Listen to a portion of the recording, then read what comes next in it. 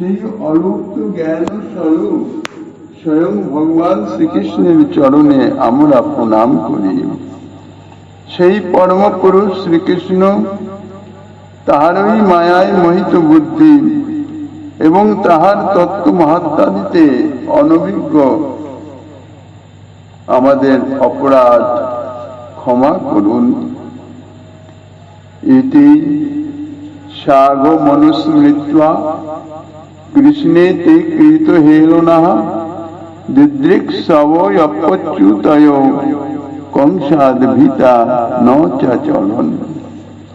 শ্রীকৃষ্ণের অবজ্ঞাকারী সেই ব্রাহ্মণগণ এই রূপে নিজ অপরাধ স্মরণ করেন শ্রীকৃষ্ণ বলরামের চরণ দর্শন এবং অপরাধের ক্ষমাপনেচ্ছু হয়েও কংস ভয়ে ভীত হয়ে স্বস্থান পরিত্যাগ করলেন না। ইতি শ্রীমদ্ ভাগবতী মহাপুরাণে পরমহংস্যং সংহিতাং বৈয়াসিকং দশম স্কন্ধে যজ্ঞপত্নোদ্ধরণং নাম ত্রয়োবিংশ অধ্যায়। শ্রী সুখদেব গোস্বামী পাদ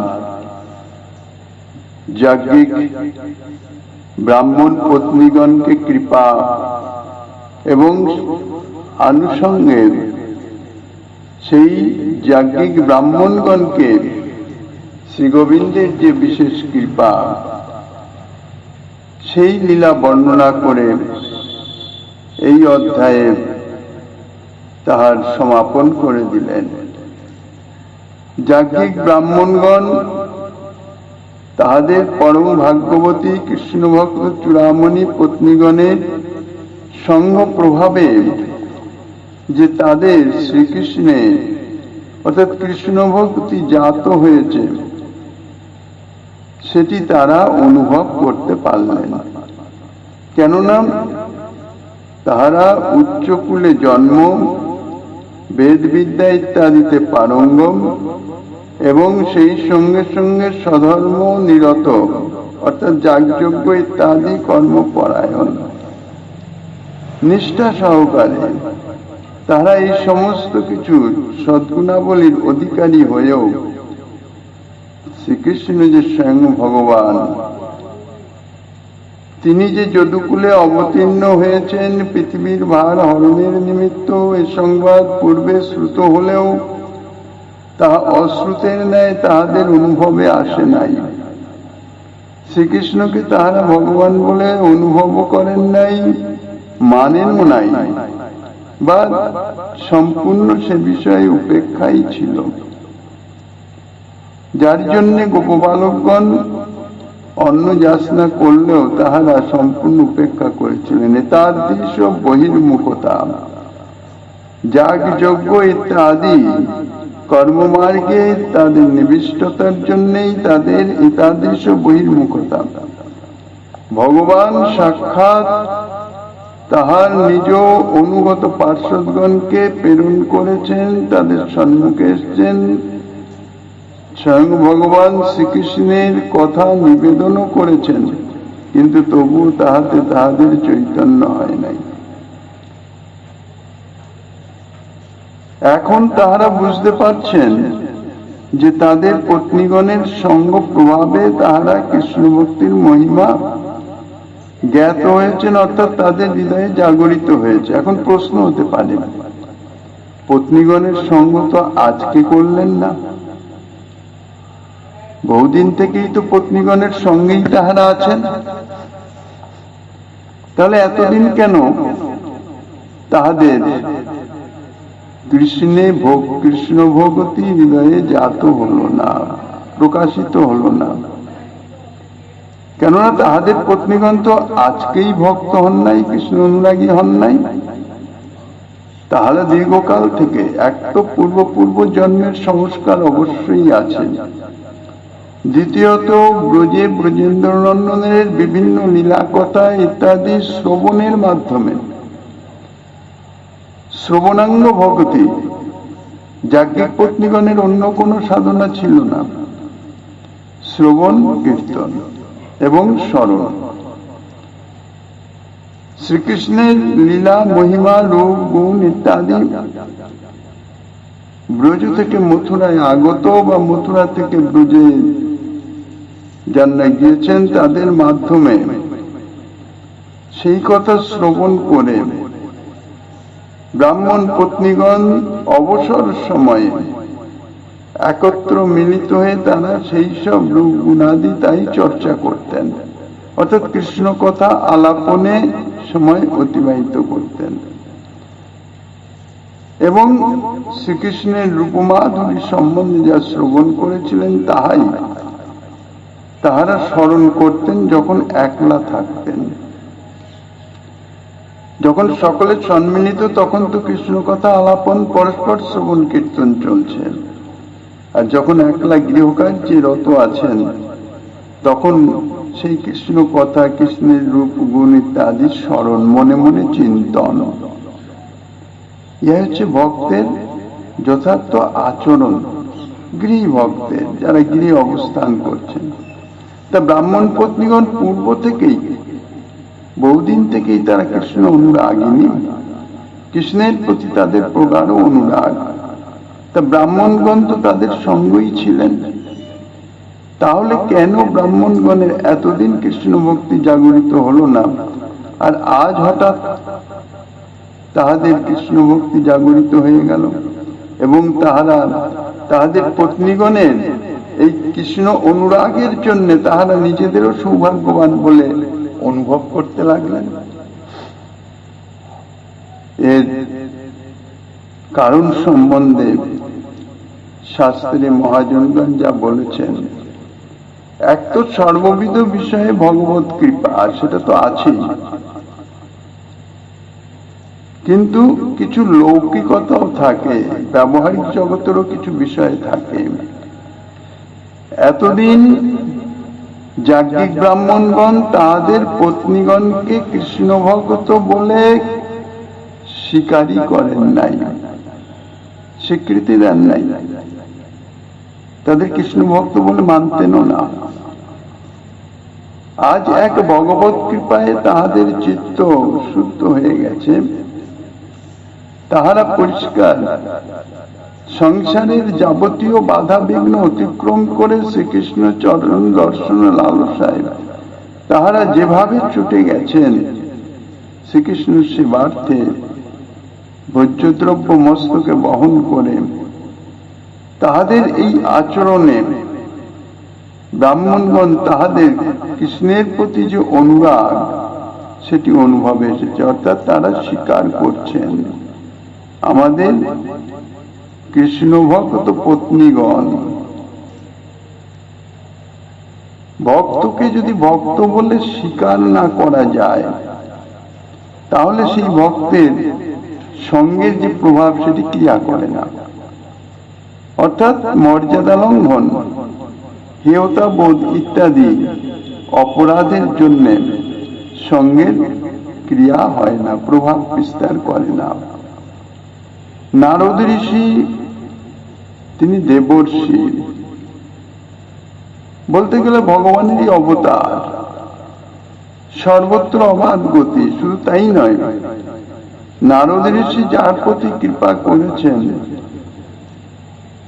তাদের ভগবন্ধন ঘুচে গিয়ে ভগবত সাক্ষাৎকার, ভগবত প্রাপ্তি, সেবা প্রাপ্তি অবশ্যম্ভাবী হবেই নারদ ঋষির কৃপা পেলেন। এতাদৃশ নারদ ঋষি তিনি তো সবসময় সর্বত্রই বিচরণশীল, স্বর্গলোকে তো সবসময় যাতায়াত করতেন, কিন্তু তবুও স্বর্গবাসী দেবগণের ভক্তি জাত হয় নাই কেন?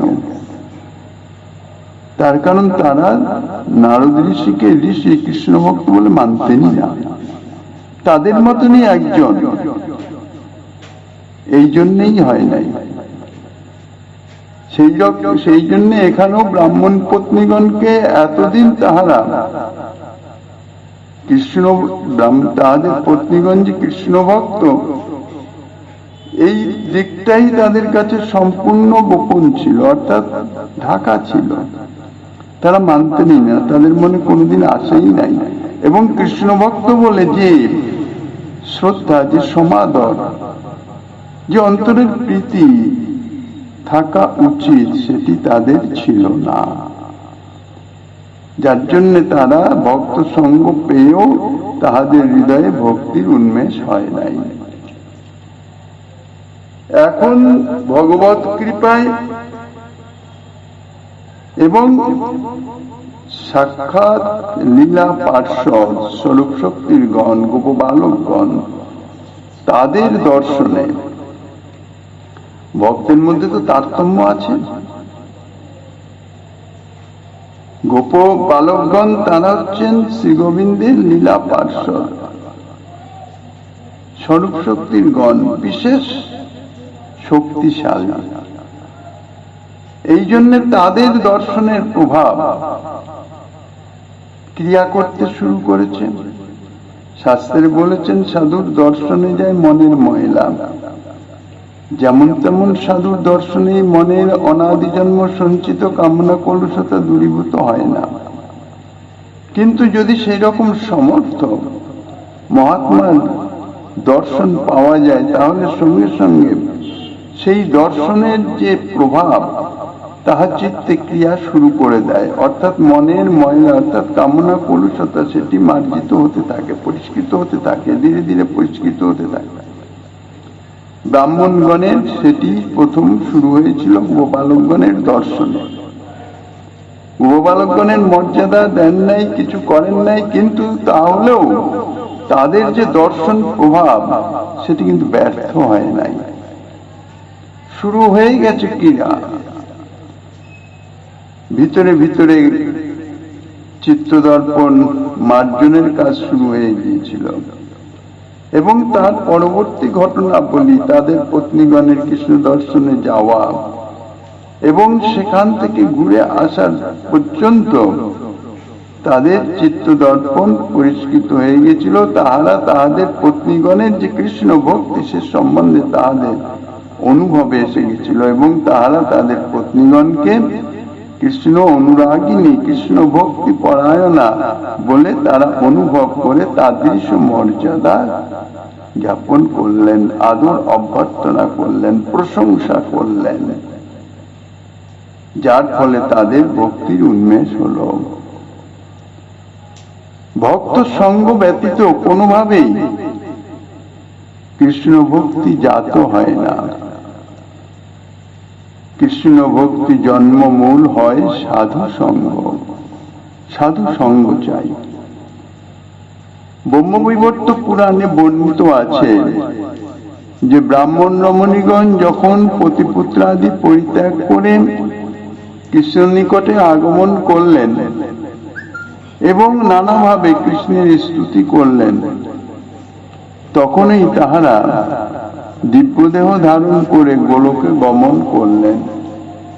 আর যোগমায়ার প্রভাবে সেই ভক্ত চূড়ামণি ব্রাহ্মণ রমণীগণের ছায়ামূর্তি প্রকাশিত হয়ে তাহাই যজ্ঞশালায় ফিরে আসলো। বিভিন্ন পুরাণ বাণীতেই সর্বত্রই কৃষ্ণলীলা বর্ণিত আছে। সর্বত্র কিন্তু একইভাবে একই লীলা বা লীলা কথা একইভাবে বর্ণিত নাই। সেই জন্য বিভিন্ন পুরাণে শ্রীকৃষ্ণ লীলার বহু বিভিন্নতা পাওয়া যায়। অর্থাৎ কোন পুরাণে কোন অংশ প্রকাশিত হয়েছে, কোন পুরাণে সেই অংশ প্রকাশিত হয় নাই। সমস্তই সত্য। ভগবত লীলা সম্বন্ধনীয় যে পুরাণে যাহাই বর্ণিত আছে সবই সত্য, এর মধ্যে কোনটা অতিরঞ্জিত নয়। তা ব্রহ্মবৈবর্ত পুরাণে এরকম বর্ণিত আছে, শ্রীকৃষ্ণ চরণ দর্শনের পর তাহাদের আর পুনরায় সংসারে ফিরে যেতে হয় নাই। তারা তাহাদের পার্শ্বদ্য প্রাপ্ত হয়ে নিত্য ধামে নিত্য সেবায় রত হয়ে গেছে। কিন্তু ব্যবহারিক মর্যাদা, লৌকিক মর্যাদা সেটা যদি ঠিক না থাকে তাহলে লীলা সামঞ্জস্য থাকে না। তিনি লৌকিক লীলা করছেন, এই জন্যে যোগমায়ার প্রভাবে তাদের ছায়ামূর্তি প্রকাশিত হয়ে গেছে এবং তাহারাই গৃহে ফিরে এসছেন এবং যাজ্ঞিক ব্রাহ্মণগণের সঙ্গে তাহাদের যজ্ঞ সমাপন করেছেন, যজ্ঞে পূর্ণাহুতি সম্পাদন করছেন এবং তাহাদের সঙ্গ প্রভাবেই ব্রাহ্মণগণের কৃষ্ণ ভক্তি লাভ হয়েছে। শ্রীমদ্ ভাগবতে বর্ণিত রাসলীলায় সেখানেও দেখা যায় সমস্ত গোপীগণ যখন বংশীধ্বনি শ্রবণ করে গৃহ থেকে নির্গত হয়ে চলে যান, তখন তাহাদের কাছে অর্থাৎ তাহাদের গৃহে কিন্তু যোগমায়ার প্রভাবে তাহাদেরই ছায়ামূর্তি অবস্থিত ছিল,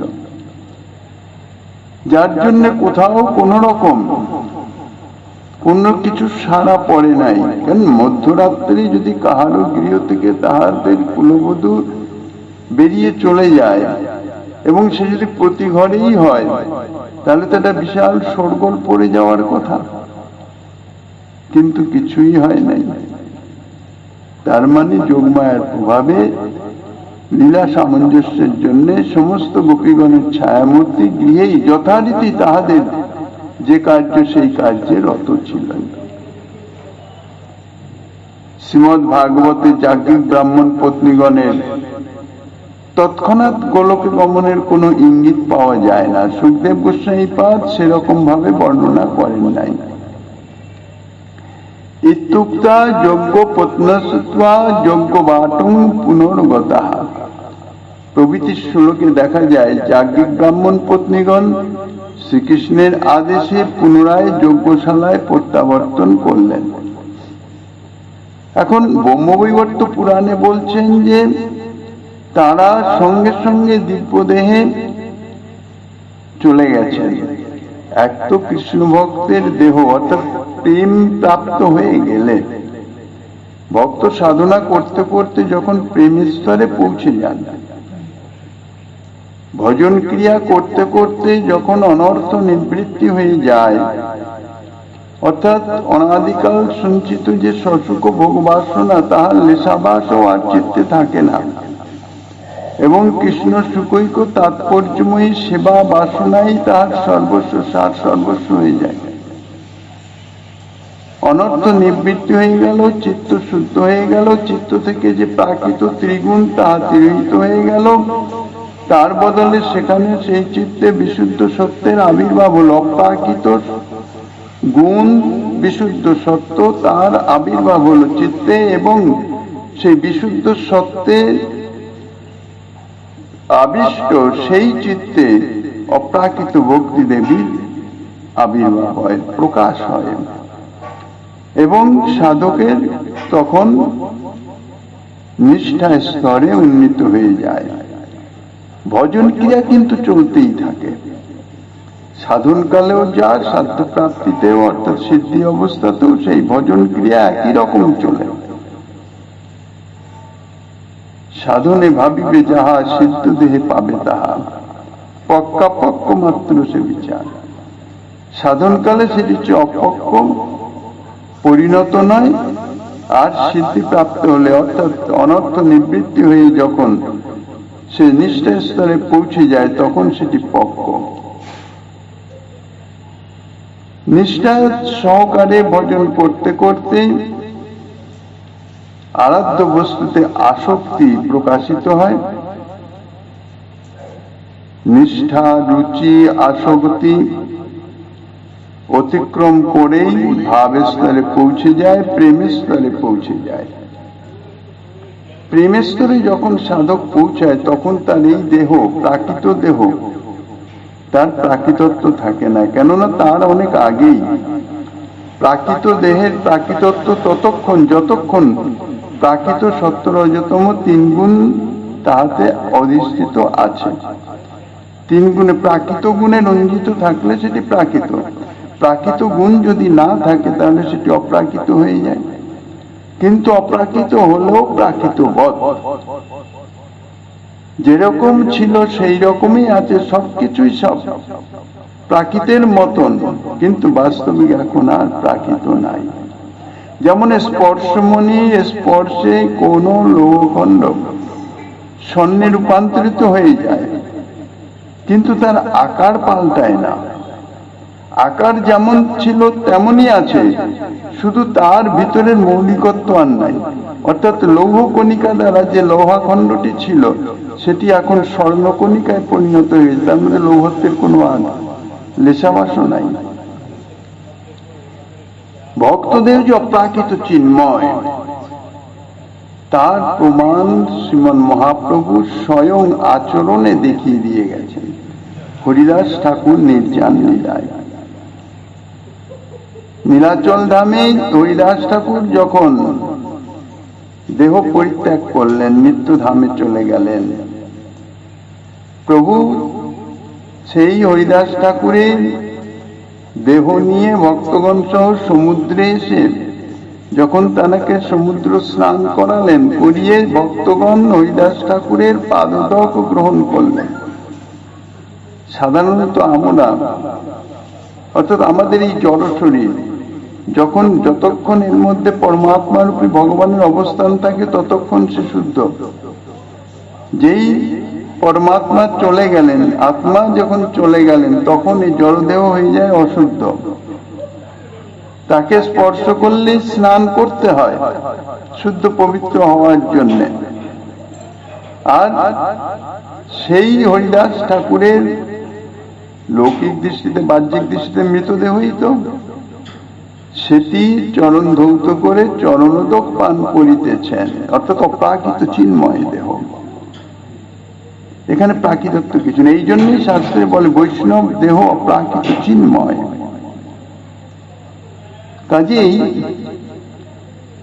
ব্রাহ্মণ পত্নীগণ তারা প্রেমের স্তরে উঠে গেছিলেন, তাদের যে দেহ তার প্রাকৃত দেহ নয়, অপ্রাকৃতই হয়ে গেছিল। শ্রীমদ্ ভাগবতের সঙ্গে ব্রহ্মবৈবর্ত পুরাণের সামঞ্জস্য যদি রাখতে হয়, তাহলে এই সময়ে যাজ্ঞিক ব্রাহ্মণ পত্নীগণের দিব্যদেহে গোলকে গমন এবং যোগমায়া কল্পিত ছায়ামূর্তিতে যজ্ঞশালায় প্রত্যাবর্তন, এটি স্বীকার করতে হয়। ব্রহ্মবৈবর্তনে পুরাণে বর্ণিত আছে, যাজ্ঞিক ব্রাহ্মণ পত্নীগণ কৃষ্ণের নিকট উপস্থিত হয়ে তাহার স্তুতি প্রণামাদি করলে তিনি প্রসন্ন হয়ে যাজ্ঞিক ব্রাহ্মণ পত্নীগণকে বর দিতে চাইলেন। তা পদাম্বজ পতিতাধিষ্ঠা শ্রী মধুসূদন বরং বিনুত কল্যাণং এবিতা চেতুবাচ হয়। শ্রীকৃষ্ণস্য বচ শ্রুত্বা ব্রহ্ম বিপ্রপত্ন মুদান্বিতা তমুচুর বচনং ভগতা ভক্তি নম্রাত্মকন্দরা। শ্রী ভগবান বিপ্রপত্নীগণকে তাহার চরণ কমলে পতিত দেখে প্রসন্ন হলেন এবং তাহাদিগকে বললেন, তোমরা বর প্রার্থনা করো, তোমাদের কল্যাণ হবে। শ্রীকৃষ্ণের এই কথা শুনে বিপ্রপত্নীগণ পরমানন্দ লাভ করলেন এবং ভক্তি নম্র কন্দরে শ্রীকৃষ্ণকে বলতে লাগলেন। কি বলছেন? হে ভগবান, আমরা আপনার কোনো বর গ্রহণ করতে চাই না, অর্থাৎ আমরা অন্য কোনো কিছুই চাই না। চাওয়া পাওয়ার নিবৃত্তি না হওয়া পর্যন্ত যথার্থ শ্রী ভগবৎ শ্রীমদ্ কৃষ্ণ সেবা পাওয়া যায় না। আমরা আপনার চরণ কমল সেবন করবার জন্যই বড় লালসান্বিত হয়েছি। সাধারণত বর প্রদান করে কিসের জন্য? কঠোর তপস্যা আদি বা কোনো কার্য করলে তার নিজস্ব সন্তুষ্টির জন্য, প্রাপ্তির নিমিত্ত, কিছু প্রাপ্তির নিমিত্তই বর প্রদান করতে চায়। কি চাই তোমার বলো, তুমি কি চাও, মানে তোমার নিমিত্ত তুমি কি চাও। বর দেওয়ার মুখ্য উদ্দেশ্য হচ্ছে তাই। এই জন্যই ব্রাহ্মণ পত্নীগণ বললেন যে আপনার কোনো বর গ্রহণ করতে চাই না, অর্থাৎ আমাদের নিজেদের জন্য আমাদের কোন রকম চাওয়া পাওয়ার কোনো নিশাভাস নাই, কিচ্ছু চাই না। এখন প্রশ্ন হবে, তাহলে আমার এখানে এসছো কেন? আমার সান্নিধ্যে আমাকে দর্শন করবার জন্য। তাই বলছেন, আমরা আপনার চরণ কমল সেবন করবার জন্য বড়ই লালসান্বিত হয়েছি। আমাদিগকে আপনার সেবাধিকার এবং সর্বসাধারণ অনুষ্ঠানেও সুদুর্লভ ভক্তি প্রদান করুন।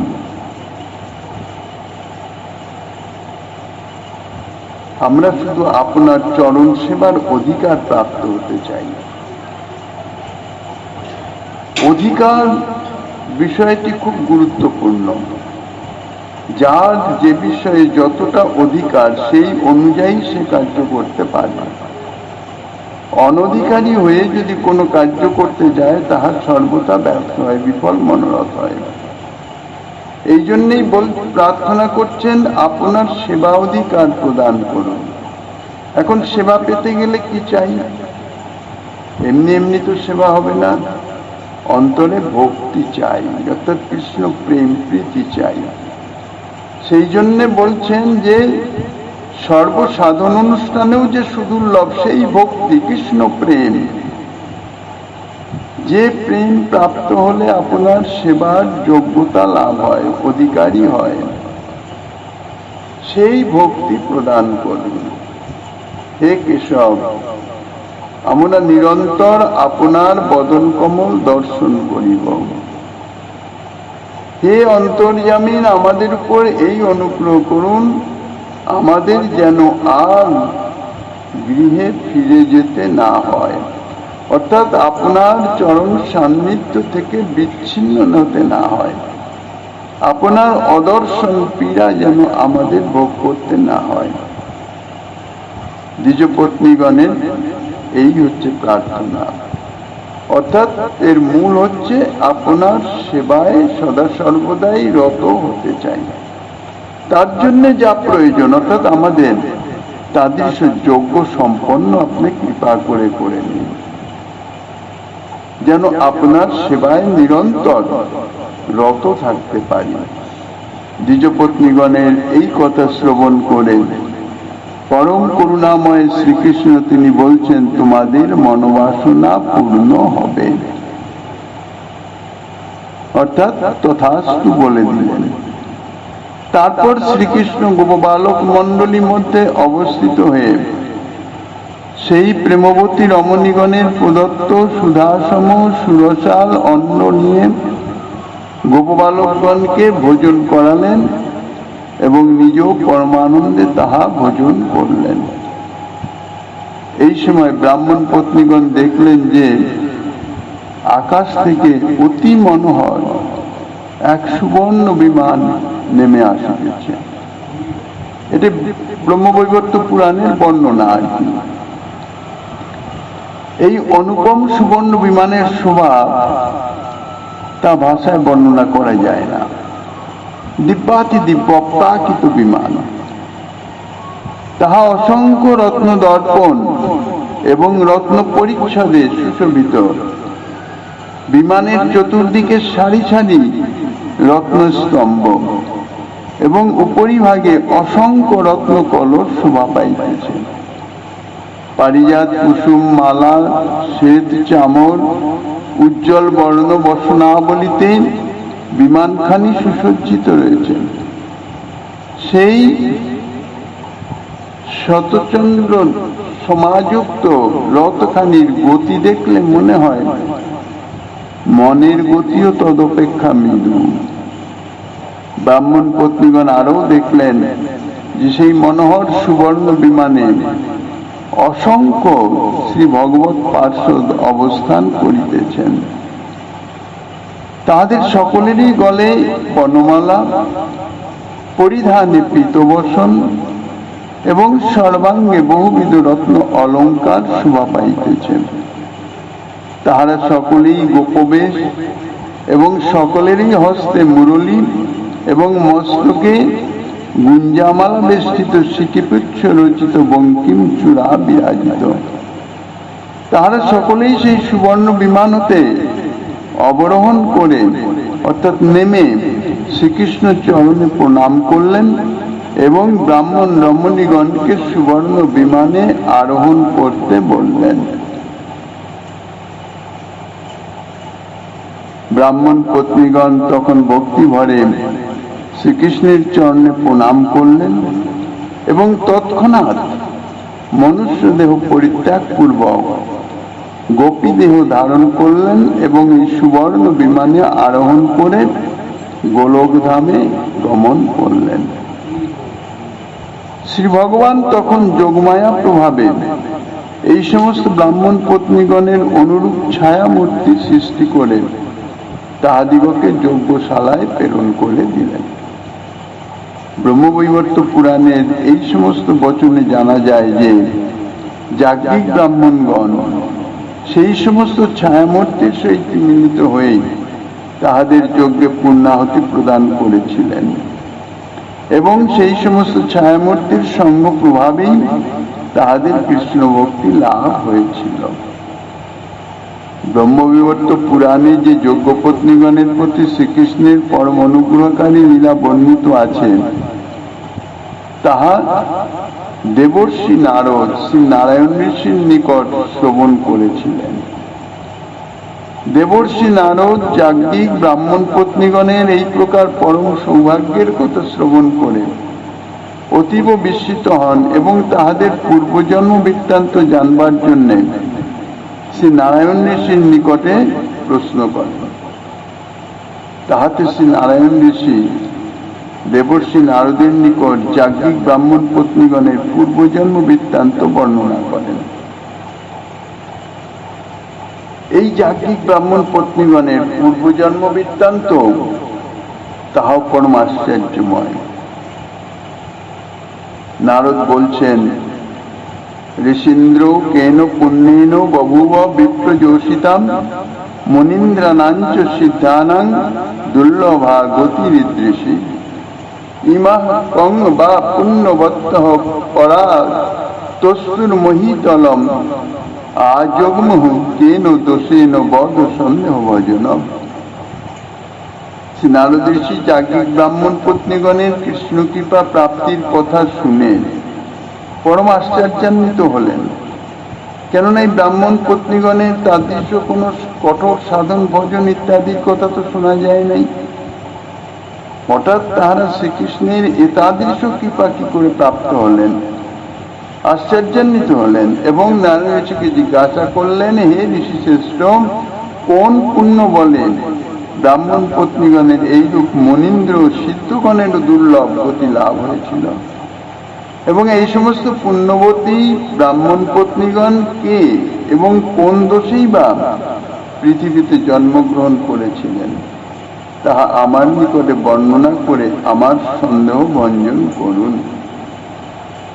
নারদ ঋষির এই প্রশ্নের উত্তরে নারায়ণ ঋষি বলছেন, মরীচি, অত্রি, অঙ্গিরা প্রভৃতি যে সপ্তর্ষিগণ, সেই সপ্তর্ষিগণের অনেকগুলি পত্নী ছিলেন। তাহারা সকলেই রূপে গুণে অনুপমা, সুশীলা, সধর্মরতা এবং পতিব্রতা। তাহারা সকলেই নবযৌবন সম্পন্না, নিবিড় নিতম্বা এবং পয়ধর শোভাশালিনী, দিব্য বস্ত্র পরিহিতা, রত্নালঙ্কার শোভিতা, তপ্ত কাঞ্চনের ন্যায় সমুজ্জ্বল বর্ণা এবং সহাস্য বদন কমলা ছিলেন। তাহারা বক্র দৃষ্টিপাত করলে মুনিগণেরও মনোহরণ হয়ে যেত।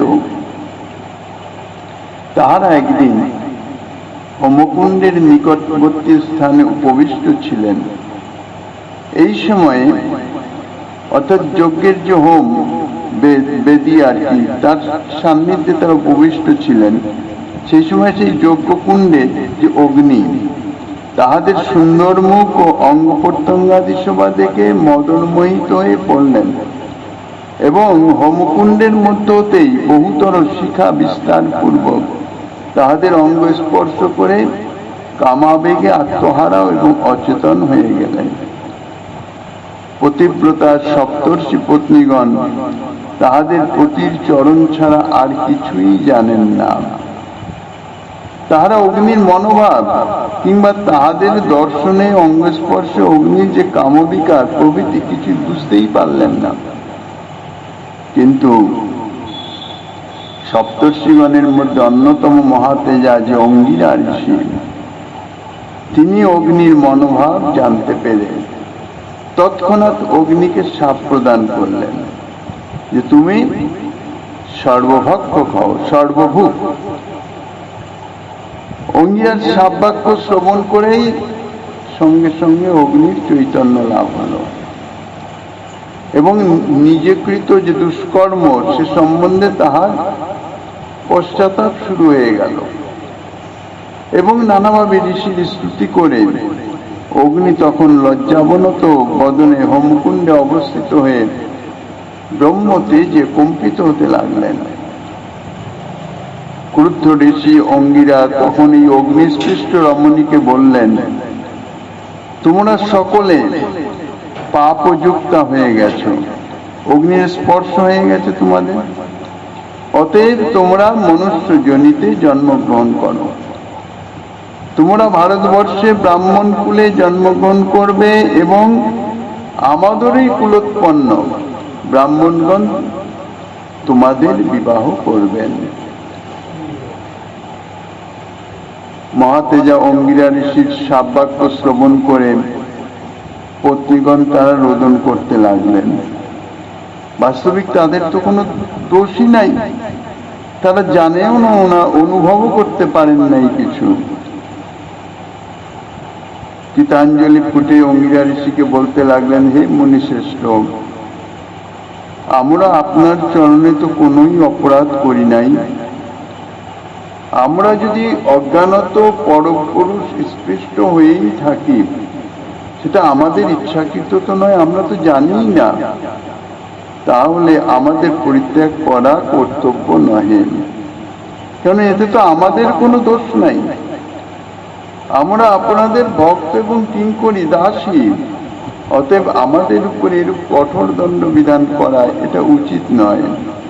হায়, আমরা কি আবার আপনাদের চরণ দর্শন করতে পারবো? খড়গচ্ছেদ, বজ্রপাত এবং সর্ববিধ অস্ত্র শস্ত্রের আঘাত হতেও পতিব্রতা রমণীগণের পক্ষে কান্ত বিচ্ছেদ দুঃখ অতীব গুরুতর।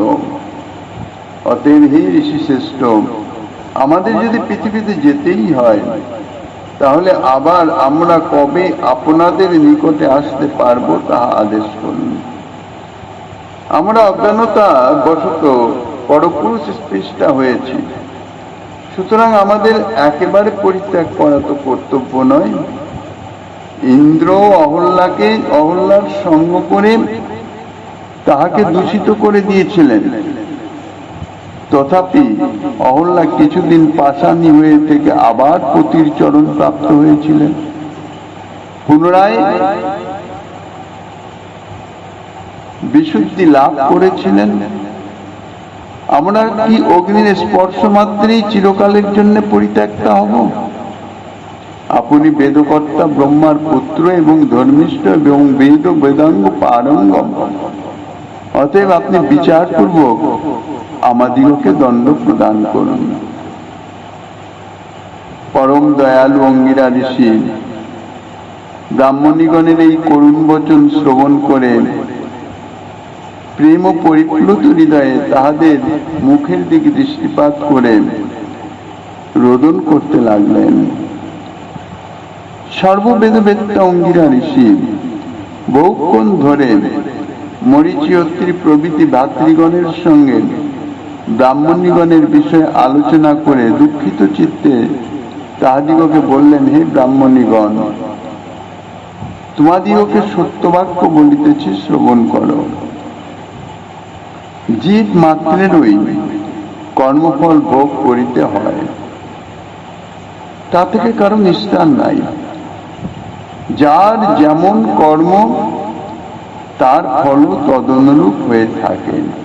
অর্থাৎ যে যেমন কর্ম করে, সে জ্ঞানত করুক অজ্ঞানত করুক আর যেভাবেই করুক, তার দ্বারা যে কর্ম কৃত হইতেছে তার তাদৃশ ফল তাকেই ভোগ করতে হবে।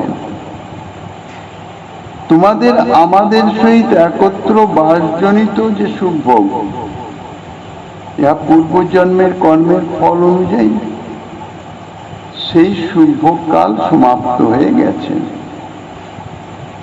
একবার ভোগ সমাপ্ত হলে সেই ভোগ তো আর পুনরায় পাওয়া যায় না। অর্থাৎ যে কোনো সৎকর্ম করার ফলে যে সুখ ভোগের প্রাপ্তি হয় তার সময় নির্দিষ্ট থাকে। যতদিন সেই সৎকর্ম থাকে যার ফলে সুখ ভোগ হচ্ছে ততদিন পর্যন্ত সুখ ভোগ হয়ে যায়। কর্মফল শেষ হয়ে গেলেই সুখ ভোগ সমাপ্ত, পুনরায় তো আর সেই সুখ ভোগ আসতে পারে না। কাজেই সমাপ্ত হয়ে গেলে সেটি আর ফিরে পাওয়া যায় না, এটাই তো বেদাদি শাস্ত্রের সিদ্ধান্ত। সেটা শুভ কর্মই হোক আর অশুভ কর্মই হোক, কর্মফল ভোগ হয়ে গেলে পুনরায় আর ফিরে আসে না, অর্থাৎ পুনরায় আর ভোগ করতে হয় না বা পারেও না। কাজে শুভ অশুভ যে কোনো কর্মই হোক না কেন, তাহার ফল ভোগ না করলে তাহা কোটি জন্মেও সে কর্মের ক্ষয় হয় না, আর ভোগ হয়ে গেলে পুনরায় তাহা প্রাপ্তও হয় না। পরভোক্তা যে নরাধম পরভোক্তা কান্তাকে ভোগ করে, তাহার সেই কর্মফলে যতদিন চন্দ্র সূর্যের স্থিতি ততদিন পর্যন্ত কালসূত্র নামক নরক ভোগ করতে হয়।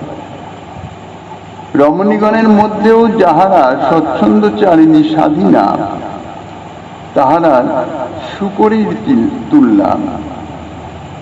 তাহাদের এই স্বচ্ছন্দ ব্যবহারে নিশ্চয়ই তাহাদের অন্তর কলুষিত হয় এবং তাহারা পরপুরুষ গামিনী হয়ে থাকে। অতএব আমাদের পক্ষে আর তোমাদের সহিত একত্র বাস করা উচিত নহে, কিংবা তোমাদেরও আমাদের নিকট হইতে অন্যত্র গমন করে স্বচ্ছন্দে বাস করা তাহাও উচিত নহে। তোমরা এখন পৃথিবীতে গমন করে মনুষ্য জনিতে জন্মগ্রহণ করো। যখন গোকুলে শ্রীকৃষ্ণ অবতীর্ণ হবেন তখন তাহাকে দর্শন করা মাত্র তোমাদের গোলকে গতি হবে। শ্রী ভগবান যোগমায়া শক্তি প্রভাবে তোমাদের ছায়া মূর্তি নির্মাণ করবেন এবং সেই মূর্তি কিছুদিন ব্রাহ্মণ গৃহে থেকে আমাদের নিকটে আগমন করবেন। তখন তোমরা সেই মূর্তিতে আবার আমাদের পত্নী হতে পারবে। অতএব তোমাদের পক্ষে আমার এই শাপ প্রকার অন্তরে শাপ নয়, ইহা বরদান অপেক্ষাও শ্রেষ্ঠ ফলপ্রদ হবে। অর্থাৎ তোমরা শ্রীকৃষ্ণ চরণ দর্শনে শ্রীকৃষ্ণ সেবা লাভ করতে পারবে। এটি অভিশাপ তো দূরে থাকে, এটি বরদান অপেক্ষাও শ্রেষ্ঠ। তারপর সেই ব্রাহ্মণীগণ তারা পৃথিবীতে এসে যাজ্ঞিক ব্রাহ্মণগণের পত্নী হলেন এবং ভক্তিপূর্বক শ্রীকৃষ্ণকে অন্নদান করে গোলক ধামে অঙ্গিরা ঋষির কথা অনুযায়ী গোলক ধামে তারা গমন করলেন। তাহাদের ছায়ামূর্তি অবস্থান করলেন এবং তাহারাই পুনরায় আবার এই সপ্তঋষির পত্নী রূপে পরিণত হয়ে গেলেন। অতএব তাহাদের পক্ষে অঙ্গিরা ঋষির শাপ বরদান থেকেও শ্রেষ্ঠ ফলপ্রদ হল, এতে বিন্দুমাত্র কোনো সন্দেহ নাই। বাস্তবিক মহৎজন তাহারা নিগ্রহই করুন আর অনিগ্রহই করুন, তাহাতে শুধু কল্যাণ আর কল্যাণ, তাহাতে কখনো অকল্যাণ হয় না। মহৎ ব্যক্তিগণের সম্পদই নিন্দনীয় এবং বিপদই প্রশংসনীয়। মহৎ ব্যক্তির অভিশাপেও জীবের সদ্য উপকার সাধিত হয়ে থাকে। বিপদে পতিত না হলে জগতে কাহারও মহিমা প্রকাশ কিংবা সম্পদ লাভ হয় না। কেননা এ জগতের সমস্ত বিপরীতাত্মক জিনিস একের পর এক প্রকাশিত হতে থাকে। শুধুমাত্র সম্পদ লাভ তাহা কখনো হয় না, আর শুধুমাত্র বিপদ তাহাও কখনো হয় না। বিপদ যদি চলতে থাকে তাহলে বুঝতে হবে যে সম্মুখে সম্পদ সমাগত, আর সম্পদে যদি অধিষ্ঠিত থাকে তাহলে বুঝতে হবে যে সম্মুখে বিপদ সমাগত। একের পর আর এক, এটাই জগতের নিয়ম। দেখো, ব্রাহ্মণ রমণীগণ পতি পরিত্যক্তা হয়ে কেমন অনায়াসে পরমাগতি লাভ করতে পারলেন। হে দেবর্ষে, তোমাদের নিকটে এই কৃষ্ণের মনোহর লীলা কথা এবং পুণ্যবতী ব্রাহ্মণ রমণীগণের সংসার মুক্তির কথা সবিস্তারে বর্ণনা করলাম। এই বলে নারায়ণ ঋষি নারদ ঋষির নিকটে ব্রাহ্মণ পত্নীগণের পূর্বজন্মের বৃত্তান্ত ইত্যাদি বর্ণনা করলেন। পরবর্তী অধ্যায়ে শ্রী সুখদেব গোস্বামী পাদ আবার যে লীলার সূচনা করছেন, শ্রীমন মহাপ্রভু গিরিধারীর কৃপা হলে আগামী দিনে আস্বাদনের বাসনা রেখে অন্তকাল ভাগবতী কথা এখানেই বিশ্রাম।